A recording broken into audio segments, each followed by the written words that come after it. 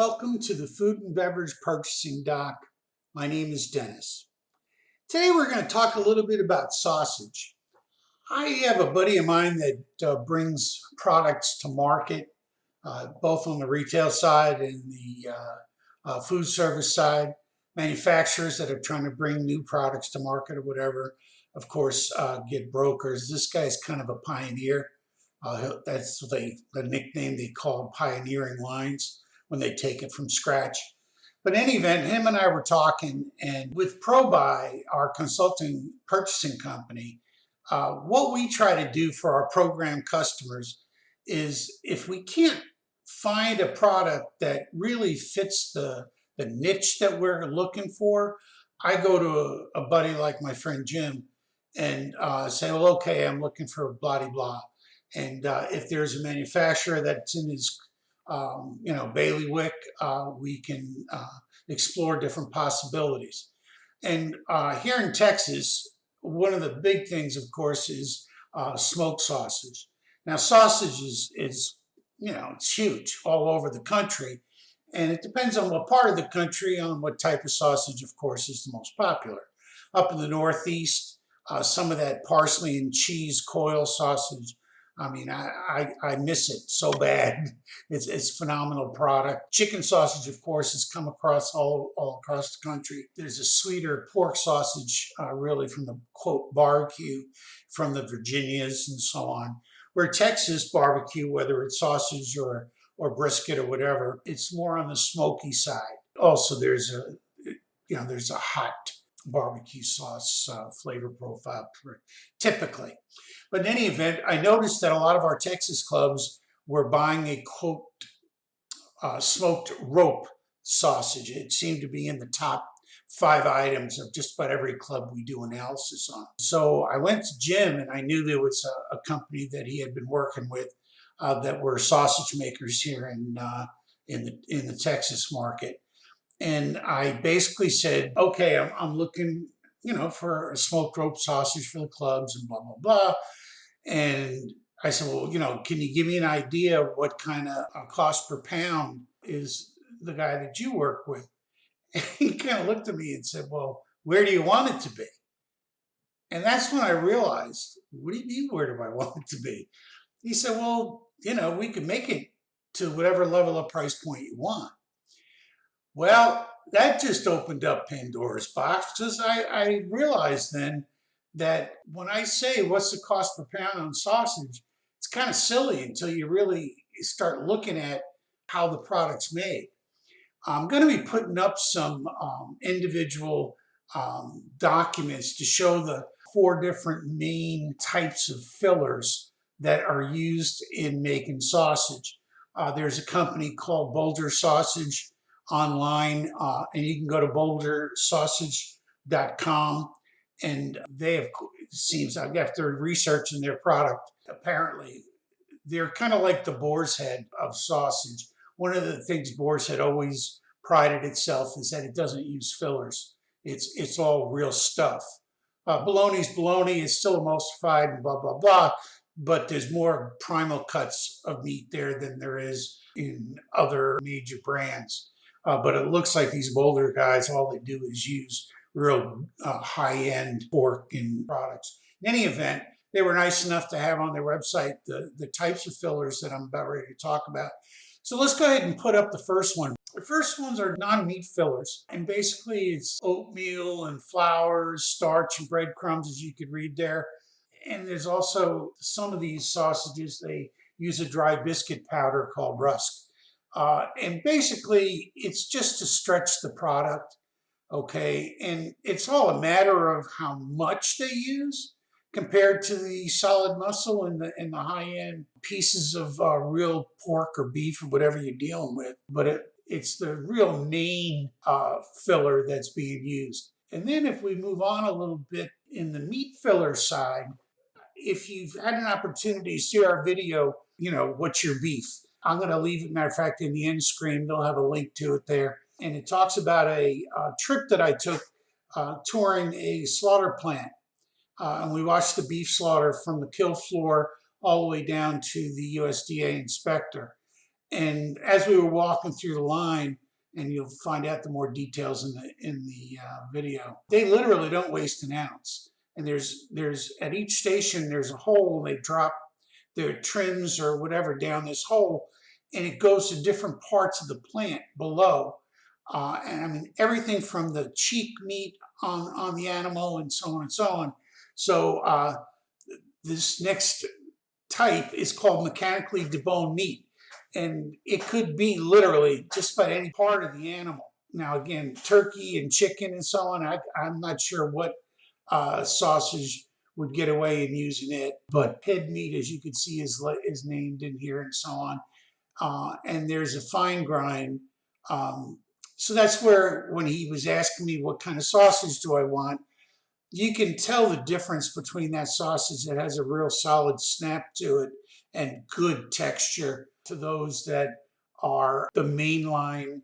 I'm not going to use names, but the mainline product you find usually in supermarkets and stuff, and you could tell how it's one step above hot dogs. Okay, but in any event, so there's, besides the non-meat fillers, then there are meat fillers. And then, of course, you have extenders. Extenders, again, it's a cereal that's blended with fat, meat, blood, and part of the internal organs and so on. And that's where we get into hot dogs. That's why between me and you, I kind of go for the Nathan's or Big City Reds out of Chicago. It's just an amazing product, and kosher. Anyway, so those are the hot dogs I deal with, because I would rather just have all meat, to be honest. As a matter of fact, there's a guy here in Texas that makes a real solid muscle product, and it's got that Texas smoky flavor to it as a hot dog, and it's really good. And then lastly, we got water. It's common to just mix into the casing, into the meat product and whatever. So I guess what I'm trying to say is, when most cooks and chefs and so on, you ask them what kind of beef they use. Oh my God, the amount of research they're doing as far as trying to decide whether they're going to be using choice or upper end choice or prime or Japanese product, or all of these different choices now. When you ask them about their sausage, very few people even think about it. So basically all this video was is to remind you that you kind of get what you pay for. So when you see a sausage and it looks like a really great value on the price list, you may want to ask your salesperson a little more detail on it. And it's not unusual to ask for a sample. Brokers just seem to be, 20 years ago, they were begging to get in to see a customer. And now it doesn't seem like brokers are really out there in the market as much as they used to be. But I'm sure if you talk to your salesperson, any big broadliner can, if you push it, can get a broker out to visit with you. You're not going to get a case of product or anything like that, but they'll bring some product for you to taste, a portion or two, so you can get a chance of what you're going to get your hands into. Well, in any event, that's it for us. We appreciate it. We'll have a new video out next Monday. And if you felt that this video had any value, I'd really appreciate you liking the video. And if you are inclined, we'd love you to subscribe as well. Okay, well, thanks. We'll talk to you next week. Bye-bye now. Hi, my name is Dennis. All right, we're going to do the Let's Get Personal segment of this week's video. And I'll tell you, I was lucky to have a long career, and it touched a lot of different types of food service. When I was very young, I worked at a country club washing dishes, blah, blah, blah. But then I went to work fast food, which was an experience, of course, then full service restaurant and so on. And when I got into this one operation, it was a dinner house.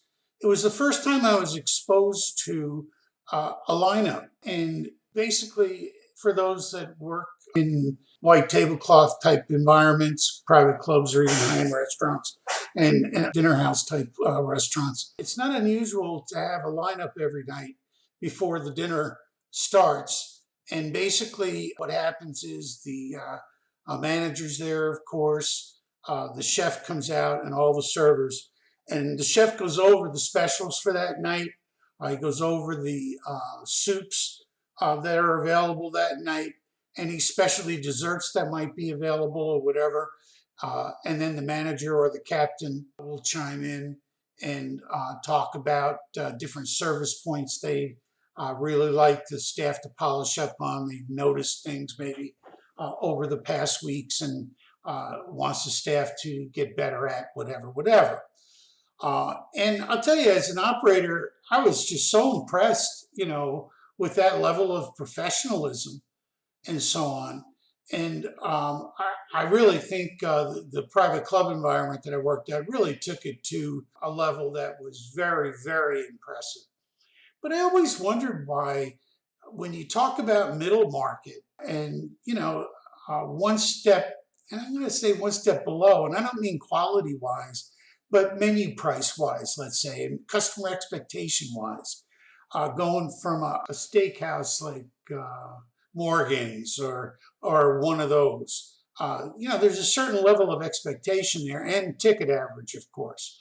Okay. But when you go into like, again, I don't want to beat up Chili's, but Chili's, Applebee's, that kind of thing. You could really see that the tail's wagging the dog there, as far as I'm concerned. It's a crapshoot on whether you're going to get a staff member that knows what they're doing or not. And I know it's horrible to say, but I'm sorry. That's just the way I see it. And I think to myself, what level of ticket average do I deserve as a customer for that server to know what soup it is? Now again, a lot of these chains, it's on the menu. There's a soup and that's it. There's either, like Applebee's, I love their onion soup. I think it's really one of the better onion soups I've ever had out there, to be straight with you. The enchilada soup at Chili's, I like it as well.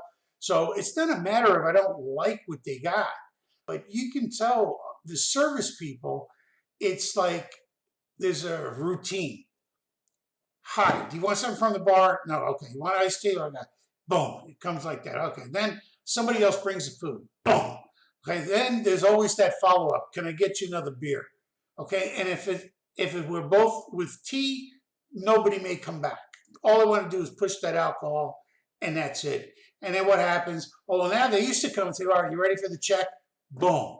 We're now, let's say, like whatever, at Chili's, you pay your own check. So we've really lost a segment, in my opinion, of table attention. But for those operators, either private, owned, or whatever, you really want to knock people's socks off. Take a tad from the upper end. It wouldn't hurt to visit with your staff before the dinner rush and say, you know what? And this is what I call downtime, when everybody's standing around waiting for their table of their stations to fill up. I used to buy movie tickets.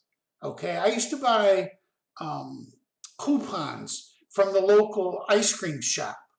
Okay, and say, okay, we got movie tickets for 2 tonight. Let's see who can sell the most desserts or whatever. I'm not even sure what the contest should be.